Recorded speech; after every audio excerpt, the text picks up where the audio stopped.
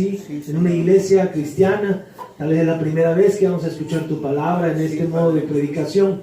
Señor, abre nuestros oídos, abre nuestro corazón, deposita en él la semilla, Señor. Tu Espíritu Santo nos guíe en esta hora. Y gracias, Padre bendito, por todo lo que tenemos, por todo lo que abunda en nuestra vida, incluso los problemas, Señor. Te amamos, te glorificamos y en el nombre de Jesús te pedimos que nos edifiques esta mañana. Amén. Amén. Tome su lugar. Veo muchas caritas nuevas, eso es bueno. Gracias a Dios.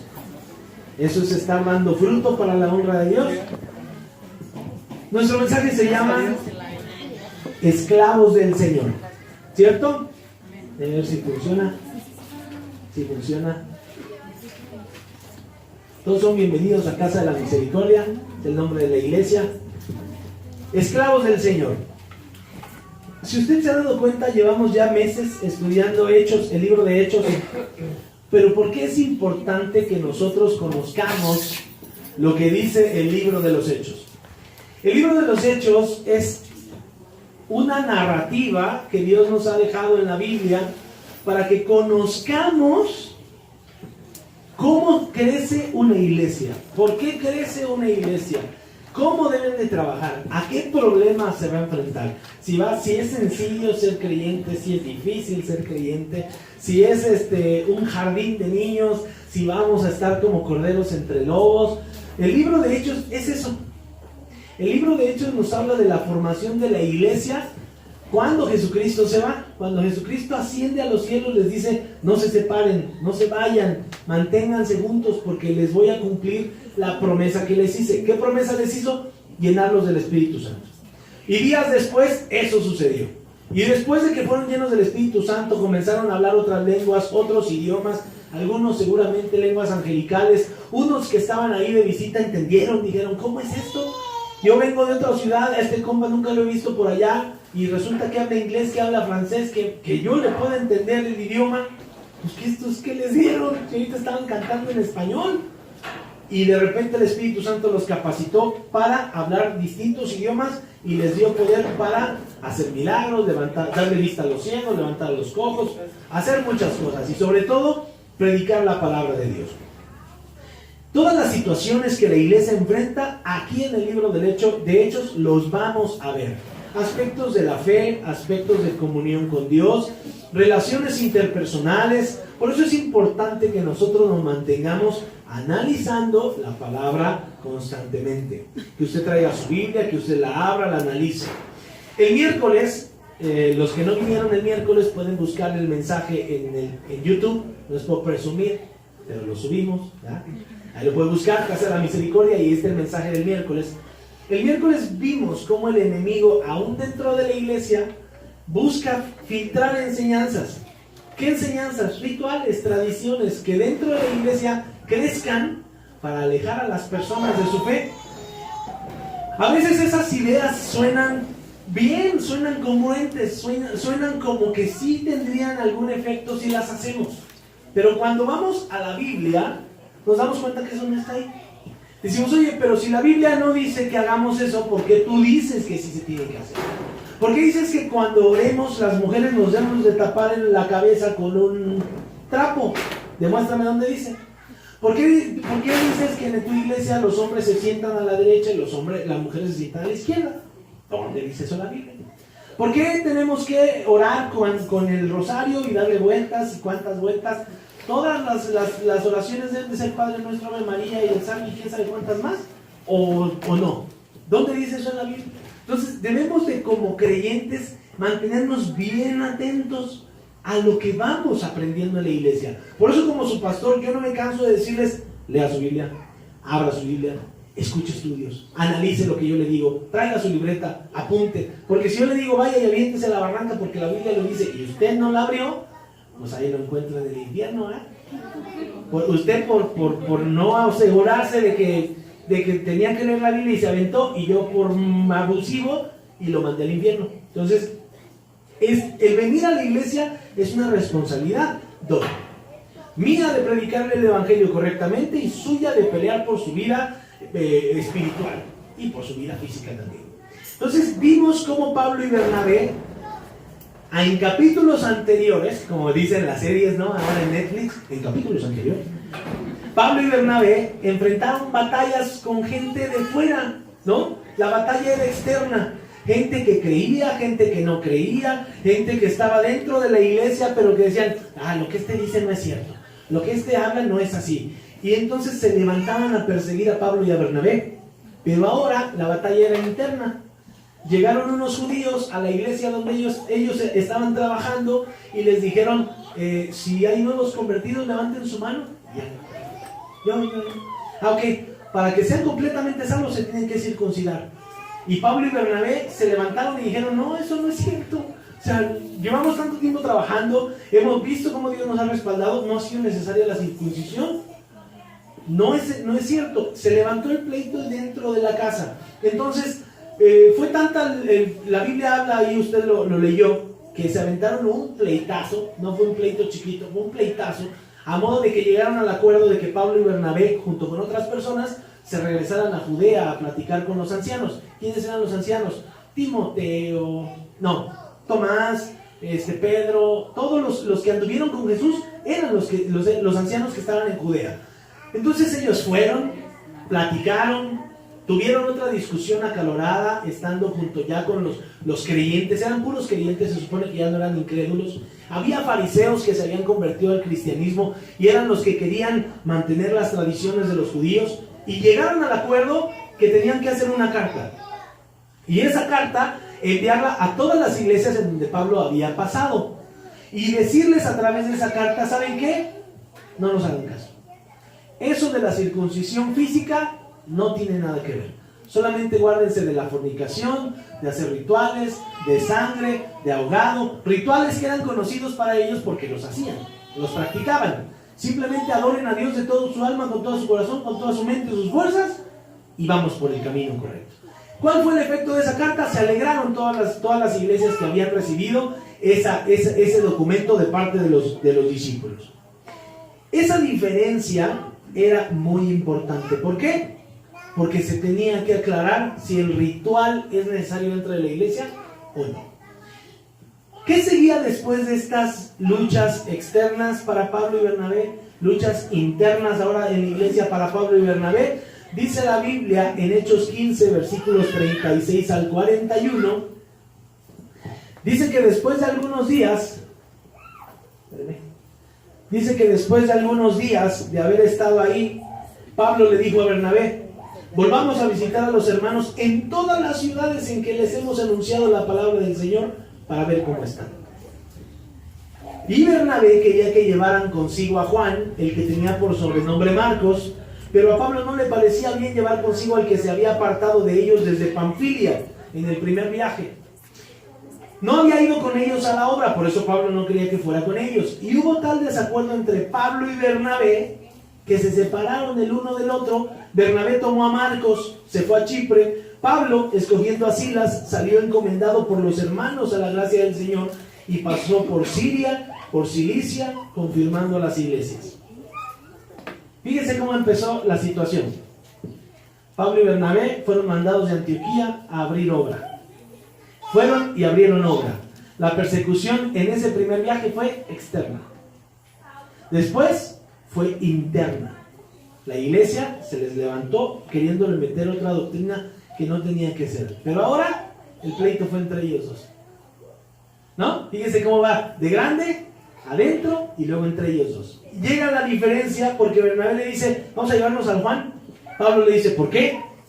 ¿Por qué lo vamos a llevar si él no quiso ir desde el principio con nosotros? Si quiere anotar Hechos 13:13, ahí en Hechos 13:13 Juan les dice, yo no voy con ustedes. Entonces Pablo y Bernabé continuaron la obra, ellos sembraron, ellos hicieron, a ellos les costó, y Pablo por eso le dice, ¿por qué vamos a llevar a este bandido? No le sufrió y va a llegar a levantar. No, hombre, ¿cuántas veces no hemos sido así, no? Celosos. No, yo tengo 20 años evangelizando a esa hermana. Y luego, no, pues ¿para qué vas tú?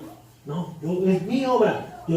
Somos celosos porque son nuestros hijos espirituales. Entonces se pusieron en esa situación. Dijo Bernabé, pues te quedas entonces ahí solo. Agarró a Juan o a Marcos, que era su sobrenombre, y se fueron. Y después Pablo escogió a Silas y se fueron hacia Siria y Antioquía del norte. Aquí no se va a ver esto. No se ve. Okay. Antioquía, aquí donde dice Antioquía abajo, arribita en medio de donde dice Antioquía y Antioquía los dos, ahí en medio está la ciudad de Siria. Y la ciudad de Cilicia está arribita, por donde está Capadocia. Entonces fueron a las partes superiores e inferiores de Antioquía, norte y sur. Para allá salió Pablo y allá fue a confirmar a los hermanos que también habían estado. Ese es todo el segundo recorrido que hizo Pablo en aquellos años. A pie, en burro, en barco, no había bicicleta, no había motocicleta, no había coche. Y él salió a hacer, este era el segundo viaje. El primer viaje fue para abrir obra. El segundo viaje fue para confirmar y seguir habiendo obra. Y el tercer viaje, ya después lo veremos. Entonces no va a decir nada. Entonces, no se ponen de acuerdo estos dos hermanos, pero tampoco ese desacuerdo los detuvo de seguir haciendo la obra. Eso es lo importante en este tema. No les detuvo ese pleito, ni la persecución de los hermanos, ni la persecución de las iglesias, de los que no creían, no los detuvo de seguir con el ministerio que Dios les había dado. Hermano, ¿qué culpa tiene la iglesia de nuestras diferencias como personas? ¿Qué culpa tiene el cuerpo de Cristo? ¿Qué culpa tienen los creyentes que van llegando apenas de que tú te hayas peleado con el hermano y hayas tenido algunas diferencias y ya no quieres servir? ¿No? ¿Qué culpa tiene la iglesia? ¿Qué culpa tiene la obra del Señor? Ninguna. El ministerio se debe de continuar porque todo tiene un propósito. Vean cómo ahora el propósito era que se hicieran dos equipos de evangelismo. Iba uno solamente, Pablo y Bernabé. Pero ahora, a través de esta división, uno se iba a un lado, otro se iba a otro. No se fueron de acuerdo, pero ahora iba a ser un doble trabajo. Entonces iba a haber más alcance para la obra de Dios. Fíjense cómo en medio de los problemas la obra no se tiene que detener, no se debe de detener. En medio de sus problemas maritales, su matrimonio no se debe de deshacer. En medio de sus problemas con sus hijos, los hijos no deben de salir corriendo. ¿Por qué? Porque ese es un problema temporal, es una tempestad. El mar más tiempo está tranquilo que alborotado. Pero tenemos que aprender también a navegar cuando las olas estén altas. Y no decir, me aviento de la nave porque esto se va a hundir, ¿no? Estos hombres entendieron esa diferencia, se pusieron de acuerdo, pues tú vete para allá, yo para acá, y sigamos honrando a Dios. Pero no hagamos algo que trabe nuestra vida. Y a veces nosotros somos muy facilitos para salir corriendo en medio de los problemas. No solamente de la iglesia. Acuérdense que la Biblia nos habla de panoramas generales, pero también esto es aplicable a nuestra vida. Vida familiar, vida laboral, vida personal. En medio de las diferencias no debemos de salir corriendo. Debemos de llegar a un acuerdo. Por eso la Biblia dice, airaos, enójate, pero no peques. Di tu inconformidad, pero no ofendas. Di lo que tiene que ser diferente, pero dilo con palabras que no lastimen a la otra persona. ¿Por qué? Porque si no, si vas a hacer divisiones que a veces son muy difíciles de restaurar. Y cada quien va a agarrar por su camino y van a seguir durmiendo en la misma cama y van a seguir trabajando en el mismo lugar, pero ya no se van a soportar. Y eso ya aleja de la comunión unos con otros. Por esto estos chocaron las manos, cada quien por su lado, y a seguir trabajando. Dice Hechos 16 que cuando ellos llegan a las ciudades de Derbe y de Listra, ahí se ven, Derbe, ahí está, ¿sí la ven? Por el medio está Perge, Chipre, Perge, Derbe y Listra. Cuando ellos llegaron a la ciudad de Derbe y de Listra, Pablo encontró a un muchacho que se llama Timoteo. Y este Timoteo, su nombre significa honrando a Dios o adorando a Dios. Eso significa Timoteo, honrando a Dios o adorando a Dios. La Biblia lo presenta como un hijo de una mujer judía creyente, pero era hijo también de un varón griego. Y entonces este muchachito ya traía una mezcla ahí medio rara, pero la Biblia lo presenta como un varoncito que tenía un hermoso testimonio de la gente de la ciudad. ¿Por qué le digo que era un varoncito, un hombre joven? Porque Pablo le dice más adelante, nadie tenga en cuenta tu juventud. Nadie tome a menos tu juventud. Era un muchachito cuando él lo encontró. Pero le pareció tan interesante el testimonio de este muchacho que dijo, yo quiero que tú te vayas conmigo a trabajar. Mire, ¿quién lo está invitando a trabajar? El apóstol Pablo, el que abría la obra, el que salió por muchos lados del mundo a compartir la palabra de Dios, dice, yo quiero que tú trabajes conmigo. Pero cuando lo toma, dice su Biblia, que lo circuncida. Lo circuncida para que no tuvieran nada que decir de que él por esa mezcla de judío y gentil. Pregunta, el miércoles vimos que los rituales no son importantes, ¿no? Que la circuncisión física no era importante. ¿Quién defendió ese punto? Pablo. Ahora, ¿por qué circuncidaron a este amigo? ¿No?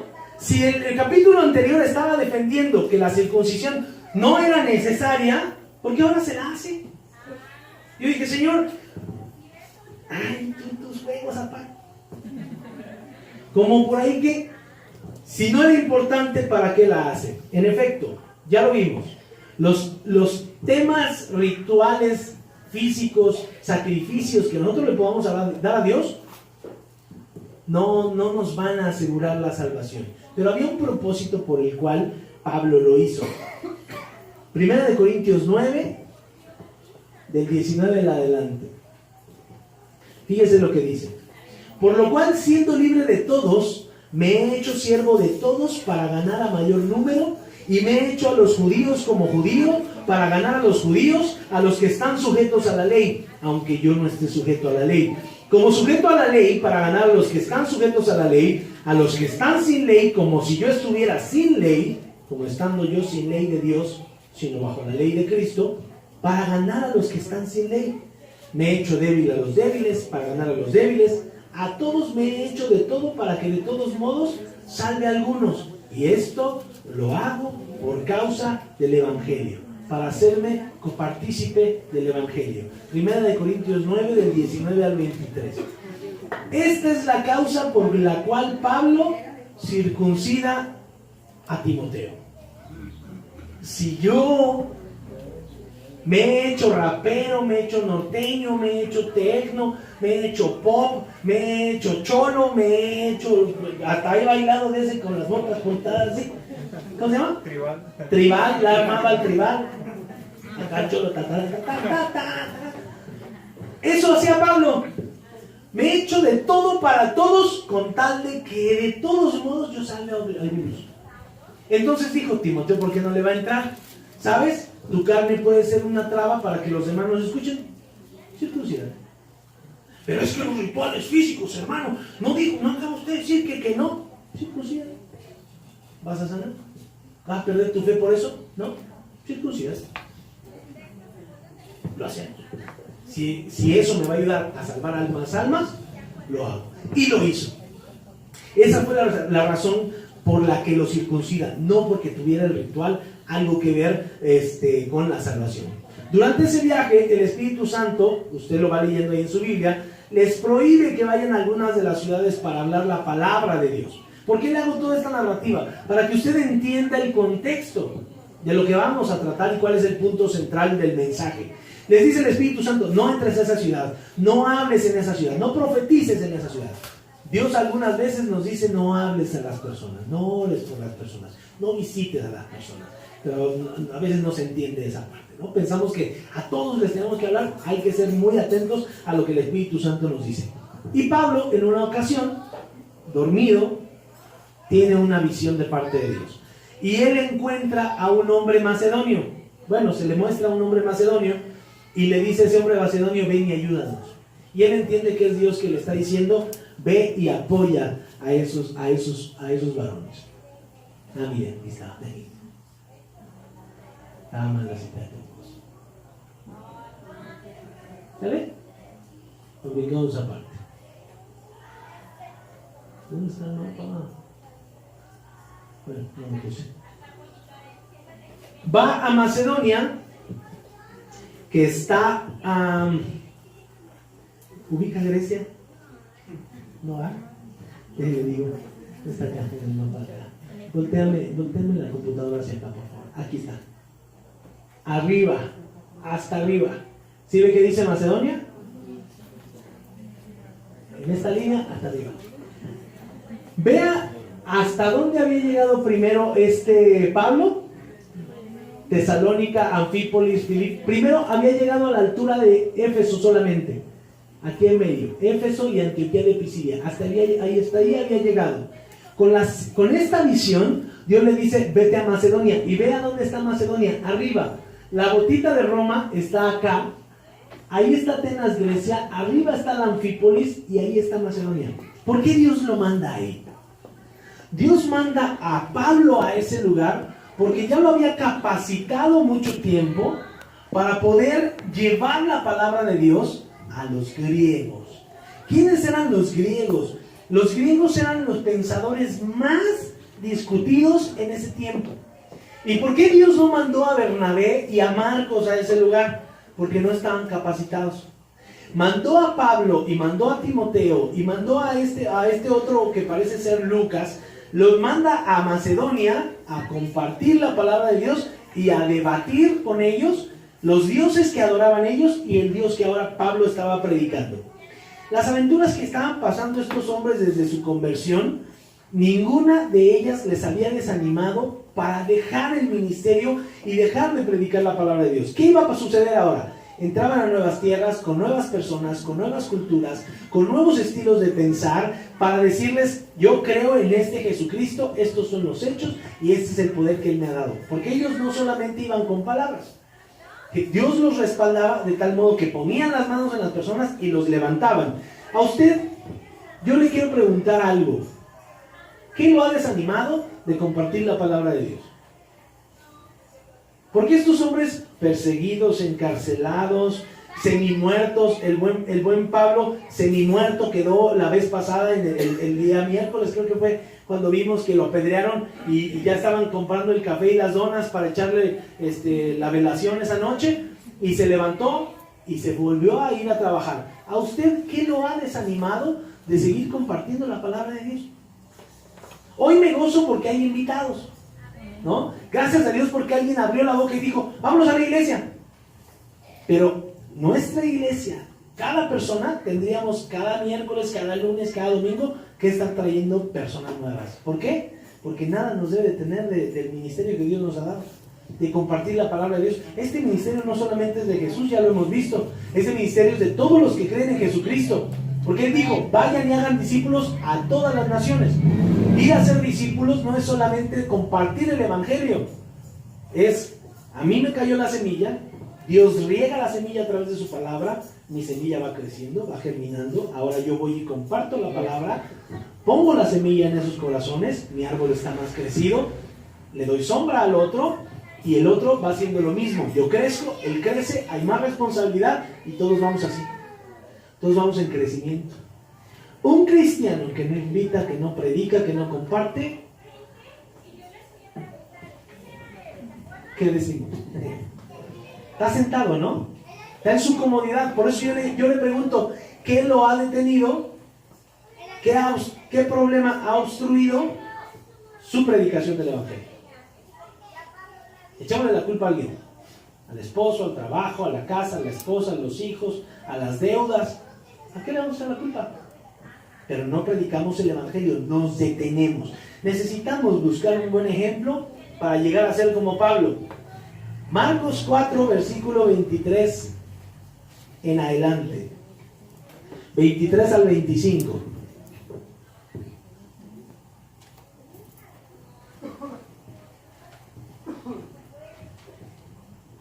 Marcos 4, del 23 al 25.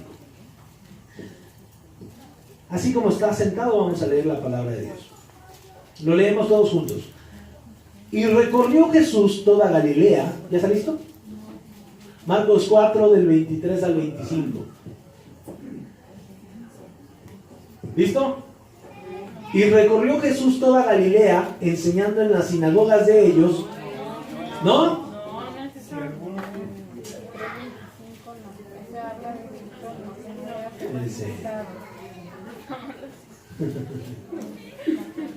Ah, qué cosas. Es Mateo 4:23. Disculpen, Mateo 4, 23 al 25. Tiene toda la razón. Mateo 4, 23 al 25. ¿Listo? Y recorrió Jesús toda Galilea, enseñando en las sinagogas de ellos y predicando el evangelio del reino, y sanando toda enfermedad y toda dolencia en el pueblo. Y se difundió su fama por toda Siria, y le trajeron todos los que tenían dolencias, los afligidos por diversas enfermedades y tormentos, los endemoniados, lunáticos y paralíticos, y los sanó. Y le siguió mucha gente de Galilea, de Decápolis, de Jerusalén, de Judea y del otro lado del Jordán. Tome su lugar. ¿Qué cita era, pastor? Mateo 4 del 23 al 25. Ay, discúlpenme, me equivoqué en la cita. Fíjense cómo dice la palabra de Dios. Recorrió Jesús toda Galilea, enseñando en las sinagogas de ellos, predicando el evangelio del reino y sanando toda enfermedad y toda dolencia en el pueblo. ¿Qué sucedió por eso? Se difundió su fama por toda Siria, le trajeron todos los que tenían dolencias, los afligidos por diversas enfermedades y tormentos, los endemoniados, lunáticos, paralíticos, y los sanó. Le siguió mucha gente de Galilea, de Decápolis, de Jerusalén y de Judea y del otro lado del Jordán. En donde usted le busque, en todo el Nuevo Testamento, mientras aparece Jesucristo, nunca lo encuentra sentado. Siempre está trabajando, siempre está orando, siempre está ayunando, siempre está viendo qué hacer por los demás. Y estos versículos, estos 2-3 versículos que acabamos de leer, difunden y nos dan una visión de cómo era el ministerio de él. Recorría toda la ciudad, enseñaba en las sinagogas, predicaba el evangelio, sanaba toda enfermedad y no se detenía. Y por eso la gente lo seguía, lo seguía, lo seguía, lo seguía. Este es el ejemplo que el creyente debe de tener. Este es el ejemplo que tenía Pablo. No se detenía por el problema que él tuviera encima. ¿Cuántas veces no persiguieron a Jesucristo? ¿Para qué lo perseguían? Para atraparlo, para matarlo, para condenarlo, para juzgarlo. ¿Qué hacía? Salía del lugar. Iba y enseñaba, predicaba y sanaba. ¿A dónde? A donde se parara. ¿Cuál ha sido la encomienda que Jesucristo nos ha dejado a nosotros? Lo mismo que él hacía. Ir, enseñar, predicar y sanar. ¿Por qué? Porque nosotros hemos sido dados llenos con el poder del Espíritu Santo. ¿Para qué? Para hacer exactamente lo mismo. Pablo lo entendió, Bernabé lo entendió, Juan lo entendió, el que se llamaba Marcos. Lo entendió ahora Timoteo porque iba a ser enseñado por Pablo. Tenemos que ir, enseñar, predicar y sanar. Hermano, pero ¿yo cómo voy a sanar? No, usted no lo va a hacer. Usted nada más va a ir y va a poner las manos y Dios va a obrar a través de usted, porque Jesucristo dijo, cosas mayores van a hacer en mi nombre, porque yo voy al Padre, porque voy a interceder por ustedes, porque todo lo que ustedes pidan en oración será hecho si está conforme a la voluntad de Dios. ¿Qué nos falta para poder nosotros salir y enseñar, predicar y sanar? ¿Qué nos faltará? Convicción, ¿no? Voluntad, ganas, porque el poder ya lo tenemos. El poder Dios ya nos lo dio, Jesucristo ya nos envició con el Espíritu Santo. Al creyente le falta convicción. El creyente muchas veces estamos más enfocados en las cosas que están a nuestro alrededor, como los problemas que se le vinieron a Pablo y a Bernabé. Ay, es que en la iglesia está pasando esto. Ay, es que en la casa hay esto. Y te envuelves en toda esa problemática que te distraes y dejas de hacer lo que realmente el propósito para el cual Dios te llamó. Dios te dio un trabajo, sí, Dios te lo dio. ¿Para qué te lo dio? Para que prediques ahí el evangelio. Dios te dio un matrimonio, sí, ¿para qué? Para que usted honre a Dios a través de su matrimonio. Para que usted, varón, sea el sacerdote en su casa, gobierne a sus hijos, usted tenga comunión con Dios, la bendición de Jesucristo le caiga a usted, usted bendiga a su esposa, la esposa bendiga a los hijos bendigan a las generaciones y sus generaciones sean bendecidas. Pero como los varones a veces no queremos tomar ese puesto, la casa está maldita. Como la mujer a veces se vuelve necia, como dice la Biblia, yo no lo digo. Gracias. Quedamos que ya no. La Biblia dice, la mujer necia con sus propias manos destruye su casa. ¿Pero por qué se pone necia la mujer? Pues porque no tiene un sacerdote. No tiene quien la ame, no tiene quien la cuide. Y el varón, porque pide una mujer que sea bonita, respetable, que lo cuide, que lo ame, comida caliente, que lo apapache. No se lo ha ganado, bandido. La Biblia dice, trata a la mujer como vaso más frágil, ¿no? Porque no la trata así, la trata como jarrito de Tonalá, la avienta, se rompe, la pega, la avienta, se rompe, se pega. Y queremos mujeres bien, queremos varones bien. No, tenemos que alinearnos a lo que Dios nos ha dado. El ministerio lo debemos de tener siempre claro. Ir, enseñar, ir, predicar, ir y sanar. ¿A quién? A los que lo necesiten. ¿Y cuántas personas no sabemos que necesitan conocer la palabra de Dios? Lo tenemos al lado de nuestras casas, lo tenemos mismo dentro de nuestras casas, nuestros familiares, nuestros amigos. ¿Por qué cree usted que Pablo iba y compartía aún en medio de la muerte, aún en medio de la cárcel, aún en medio de todas esas situaciones? ¿Por qué cree que lo hacía? Por gratitud. Por eso lo hacemos nosotros también. Por gratitud, porque ya no vivimos las vidas que vivíamos sin Él. ¿Usted cree que lo hacemos por otro motivo? No. Lo hacemos por amor, porque ahora sí hay vida en nuestra vida, porque ahora sí tenemos vida en nuestro cuerpo, porque ahora sí tenemos un corazón que late, ahora sí podemos llorar, ahora sí podemos reír, ahora sí podemos disfrutar hasta la lluvia. ¿Quién dijo? No me acuerdo quién dijo, ya disfruto hasta la lluvia, y la odiaba. Ay, hace mucho sol. Ay, ahora está nublado. Ay, ahora está lloviendo. Oh, que te da gusto. Es que no es el tema de lo que está afuera, el tema es lo que está dentro. Y con el Señor ya podemos disfrutar todas estas cosas. Pablo tenía todo para llegar a ser en la religión lo que él quisiera ser. Él pudo haber sido un gran fariseo. Fue educado por un hombre que se llamaba Gamaliel, maestro de maestros, súper bandido. Ese fue educado. Era Pablo de una muy buena familia. Era políglota, hablaba hebreo, griego, latín, arameo y muchos otros que seguramente no se registraron. Dice que fue un brillante estudiante. Él se describe como el hombre más celoso de su religión. Era fariseo de fariseos. Dice, si alguien era fariseo, ese era yo. Si alguien era religioso, ese era yo. Pero además, él se presentaba como un fariseo muy celoso. ¿Qué significa el nombre de Pablo? Primero él se llamaba Saulo y su nombre Saulo es pedido a Dios y es un nombre hebreo, pero la Biblia después a él lo llama como Pablo. Y Pablo es un nombre griego que significa pequeño. Dice la tradición que Pablo físicamente era un hombre pequeño, bajo de estatura, tanto jorobado y de piernas encorvadas. La Biblia no dice específicamente cuál fue la enfermedad que Dios deja en su cuerpo. En algunas ocasiones parece ser la vista, en algunas ocasiones parece ser la piel, porque decía que era algo desagradable y por lo cual lo podían rechazar. Pero este hombre, nada de esto lo detuvo, porque Dios tenía otros planes para él. Dios tenía un propósito para Pablo. No le importó en qué religión creció, no le importó quién era. Dios tenía un propósito para él.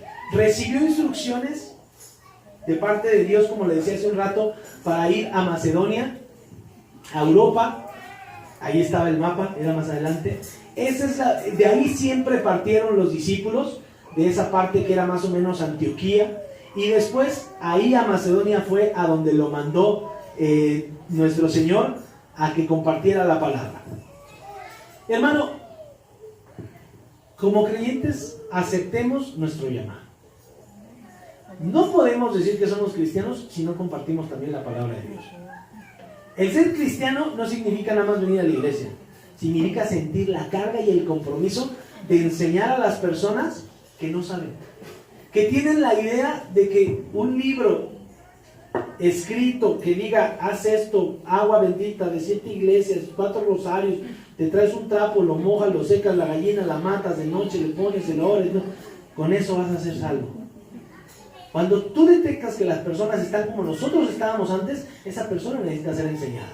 ¿Enseñada a qué? A ser un discípulo del Señor. Jesús dijo, hagan discípulos. Dijo, no hagan cristianos. Dijo, hagan discípulos. Y cuando tú haces discípulos, tú te conviertes en el maestro. Y para ser el maestro, ahora tú eres el ejemplo. Y para ser el ejemplo, eso es compromiso. Tus malas palabras, Dios te las va a quitar. Pero tienes que poner tu parte. Tu mal carácter lo tienes que echar fuera, porque allá tienes gente que te está viendo. Tu estilo de reaccionar cuando te enojas debe ser dominado, porque la palabra de Dios dice, tenemos dominio propio. Sí nos podemos airar, sí, pero dice tenemos dominio propio. Tenemos que demostrar amor. ¿Por qué? Porque es fruto del Espíritu. Un hombre de Dios que no es gozoso, que no es alegre, dudaríamos de que tenga el Espíritu de Dios, porque simplemente la salvación te da gozo. Entonces, todo eso, fíjate qué tan grande es el paquete para ser creyente. Y a veces lo hacemos así chiquito, pequeño. Yo con que vaya los domingos de la iglesia y alarme. No, el compromiso es mayor. Es ir y enseñar, ir y predicar, ir y sanar. Usted ha visto que aquí hemos tenido milagros. Y la gloria y la honra solamente para Dios. ¿Qué pasaría si no habláramos? ¿Qué pasaría si no oráramos? ¿Qué pasaría si no enseñáramos? Si no los incomodara yo como su pastor con la palabra de Dios. Porque al final del día no soy yo. A mí Dios me pone mis zarandeadas. Ve y tú también y predica y no te calles y hazlo, porque mi pueblo es de dura servir. Lo acabamos de leer hace poco tiempo. Mi pueblo es de dura servir. No oyen, no obedecen, pero a ti te voy a fortalecer. Aunque tengan las caras como de pedernales. ¿No? O sea, por no decir tienen la cara de piedra. Así larga, pues. Dios nos da la capacidad, la fuerza, el dominio propio para compartir la palabra de Dios. Entonces, salió el buen Pablo, se va a Europa. ¿A qué se va? A enseñar, a predicar y a sanar. Ese es nuestro ministerio, hermano. Eso es nuestro ministerio.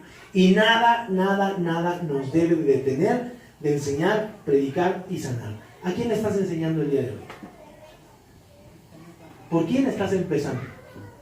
Yo he entendido, la Biblia dice, si alguno desea ministerio de obispo, debe de tener sus características.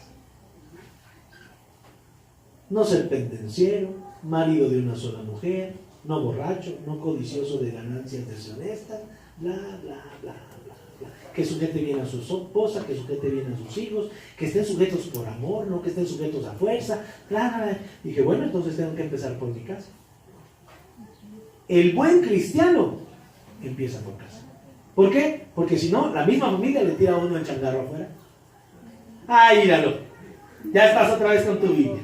Ahora sí, muy aleluya. Y allá ni para tragar llevas. Y allá puros gritos. Y allá, llévame con la iglesia para que me trates como a las hermanas de allá. Allá sí, hermanito, gloria a Dios. Ahora, un beso, hasta doble beso, pareces español, viejo. Esto es de ridículo en la iglesia. No, por eso la Biblia es bien, o sea, es palabra de Dios, pues. Dice, por tu casa, viejo, por tu casa. Si una casa está firme en la fe, no hay nada que la pueda derribar. No hay vicio que pueda llegar y tumbar la casa. No hay fornicación que pueda llegar a la casa y llevarse al marido, llevarse a la esposa, llevarse el dinero, llevarse la prosperidad. No, ¿por qué? Porque la pareja, el varón, está centrado en Dios. La pareja tiene su cabeza, que es el varón. No lo podemos mover. La pareja se va a sujetar al varón y el varón va a sujetar a los hijos y los hijos van a ser una bendición hermosa. Y todos van a saber cómo caminar en la palabra de Dios. Y van a tener prosperidad, y van a ser bendecidos, y van a tener problemas, sí los van a tener, pero van a tener su confianza en el Señor. Van a saber que siempre ellos deben de enseñar, predicar y sanar. ¿Por qué? Porque a mi papá Jesucristo se lo enseñó, y yo sigo a mi papá, primero a Jesús y después a mi papá, porque ese es mi modelo a seguir. ¿Qué están haciendo nuestros hijos hoy? Nada más pregunto. Lo que hacen nuestros hijos, lo que hacemos nosotros como hijos, aunque no tengamos hijos todavía, es lo que nuestros padres nos enseñan. Jesús dijo, ahí estaba la cita, de cierto les digo que el que en mí cree, las obras que yo hago, él las hará también. Y aún mayores hará, porque yo voy al Padre. Si tú has creído en Jesucristo, ¿qué te falta? ¿Qué te falta para enseñar, para predicar, para sanar? Fe, convicción, seguridad. Sí, se me está cayendo el negocio, sí, se me está... Y si Jesús dijo que Él fue al Padre para hacer las obras y para que nosotros hiciéramos obras mayores que Él, ¿qué te importa si tu marido está mal, si tu esposa está mal, si el trabajo está mal, si los hijos están mal, si te están persiguiendo, si te estás enfermo, si te dijeron te vas a morir? Y yo le pertenezco a Dios. Yo le sirvo a Dios. Vivo o muerto, yo le sirvo a Dios. ¿Qué importa lo que esté sucediendo alrededor? Yo tengo que enseñar, predicar y sanar. Nada me puede distraer de eso. No hay problema tan grande para que cumplamos los propósitos que Dios nos ha dado. ¿Qué le falta al creyente? Compromiso, convicción, dejar de ver los problemas, dejar de pensar en los miedos, dejar de pensar en la familia. Jesucristo dijo, ¿quieres seguirme? Deja tu familia, deja tus padres, deja tus amigos, sígueme a mí. Ay, Señor, pero es que es todo lo que amo. Sígueme a mí. Pero es que, Señor, sígueme a mí. Yo voy a hacer cargo de ellos. Inmenso. Te lo tengo que decir. Sígueme a mí. Se lo dejamos y Él compone las cosas. Por eso, pastor, ayúdeme. No, ¿qué te tengo que ayudar? Tú sigue a Jesucristo. ¿Estás sirviendo en su iglesia? No. ¿Estás orando? No. ¿Estás leyendo? No. Pues bueno, estás como estás, pues, solito te diste el tiro en la pata. Como creyentes tenemos que mantenernos siguiendo a Jesucristo. ¿Qué pasó en Hechos 16:16?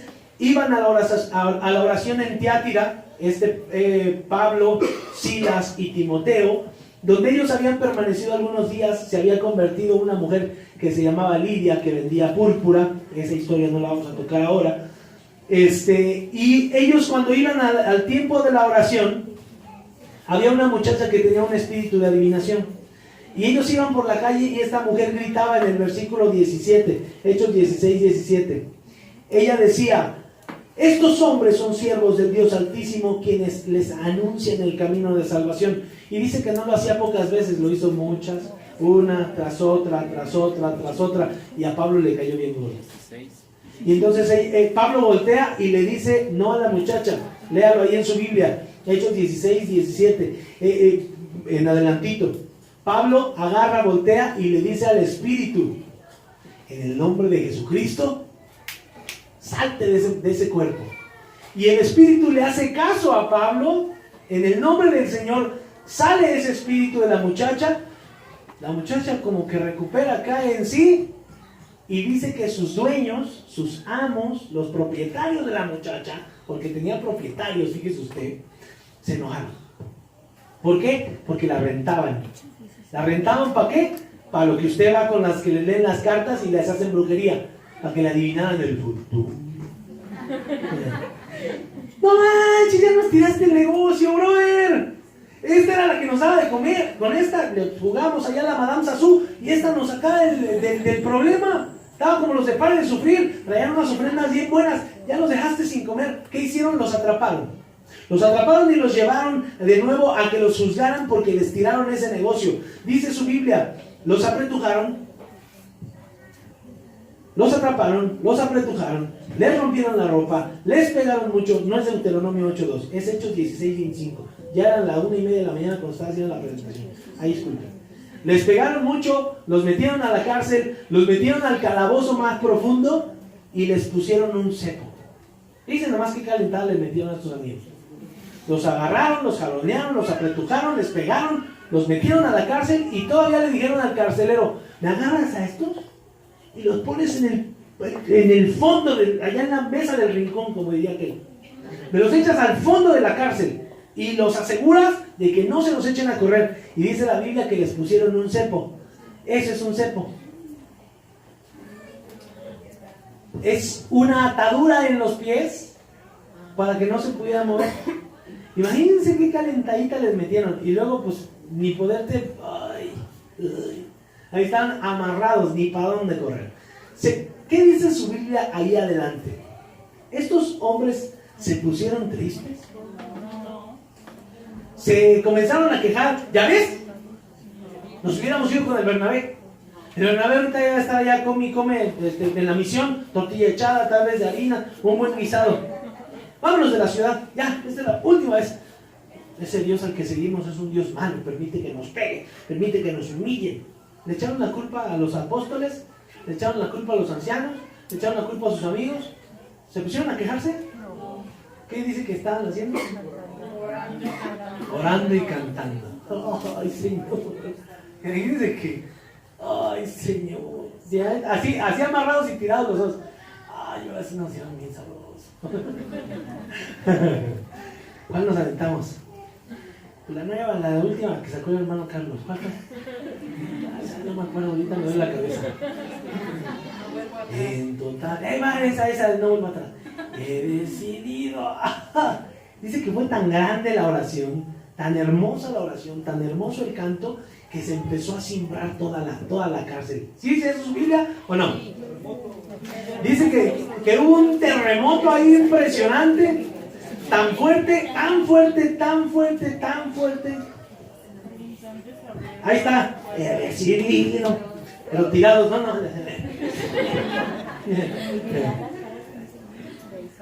Hubo un terremoto tan grande, pero tan grande, que dice, todo comenzó a sacudirse tan fuerte que todas las puertas abrieron y las cadenas de todos se soltaron. No solamente se cayeron las de ellos, dice la Biblia que se cayeron las cadenas de todos los que estaban presos. El carcelero, versículo 27, ahí en Hechos 16, cuando vio que todos se habían fugado, dijo, no, puertas abiertas, cadenas tiradas. Dijo, ya, ahora van contra mí. Agarró la espada y dice que se iba a dar matarile y dividón. Y Pablo le gritó, no, espérate, bandido, no lo hagas. Aquí estamos todos, está bien buena la pachanga, pásale, estamos orando, estamos cantando. Nada más que te tendrías que amarrar para que danzaras como nosotros. Pero dice, no te mates, viejo, aquí estamos todos. Pregunta, ¿tú hubieras detenido al carcelero? Ya estaba suelto, ya estaban libres de las cadenas. Ese carcelero te había metido hasta el fondo. Ese carcelero te tenía amarrado. Digamos que es tu esposa, digamos que es tu esposo, digamos que son tus hijos, digamos que son las deudas, digamos que es el del Coppel, digamos que es cualquiera. Ese te tiene encarcelado. Y de repente toma la decisión de suicidarse. ¿Lo detienes? No. La bronca no es tuya. Mi problema no es contigo. Tú no me detuviste porque tú quisieras. Me detuvieron por andar predicando la palabra de Dios. Tú no tienes ningún negocio tengo yo contigo. No te mates, por amor de Dios. ¿Qué hizo este hombre? Entró. ¿Por qué lo detiene? Porque es otra persona que necesita la misericordia de Dios. Jesucristo dijo, misericordia quiero, no quiero condena, no quiero sacrificio, quiero misericordia. Y si alguien que te ha condenado, que te ha dañado, que ha abusado de ti, que te ha lastimado, que has ofendido, o que tú has hecho también eso, esa persona también tiene derecho a la misericordia de Dios, porque se iba a matar. Pablo lo comprendió. Si no le enseñaba eso a Timoteo, a Silas que andaban en el camino, ellos muy fácilmente adelante iban a hacer la cosa opuesta. Que se mate, ahorita nos salimos, fácil, nadie nos detiene. Pero dice la palabra de Dios que nuestra lucha no es contra carne ni sangre, sino es contra principados y potestades en las regiones celestes. El problema no son tus familiares, no es tu trabajo, no son tus amigos, no es tu esposo, no es tu esposa, no es nadie. El problema es el pecado que vive en nosotros, que no lo hemos identificado, que no queremos reconocer. Que la batalla sí existe y que debemos de tomar una postura, y la postura es servir a Dios, enseñar, predicar y sanar, no contra los demás. Nuestro pleito no es contra las personas. Tenemos que aprender a ser imitadores de Jesús. Es cierto, las pruebas nos llevan al límite. ¿Tú crees que estos tenían ganas de cantar? Pues sí tenían, pero están todos golpeados, apretujados, latigados, humillados delante del pueblo. Y ellos aún así alabaron y glorificaron a Dios. ¿Qué ha sucedido? Dios ya te ha dado una mente nueva. A través de la palabra, Dios te va cambiando el espíritu, te va cambiando el corazón, te cambia el pensamiento, te da la mente de Cristo, dice la Biblia. ¿Cómo cree que eso es una herejía? La Biblia dice, a nosotros nos ha sido dada la mente de Cristo.